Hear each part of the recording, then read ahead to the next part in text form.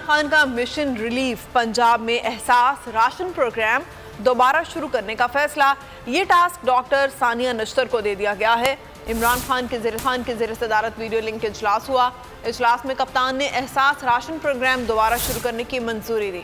इमरान खान का कहना था कि अवाम महंगाई की चक्की में पिस के रह गए हैं। रिलीफ देने के लिए जो कुछ इंसानी बस में हो वो इकदाम फौरी उठाए जाएं।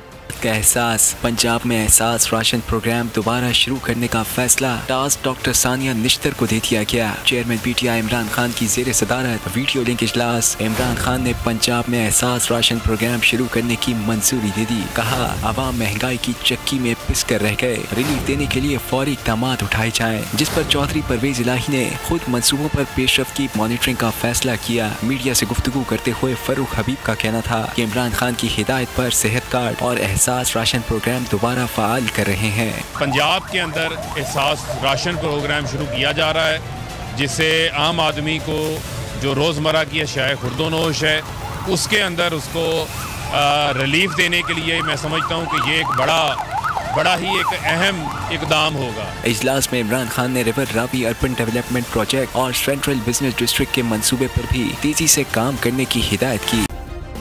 सब्सक्राइब करें और बेल दबाएं ताकि कोई खबर रह न जाए।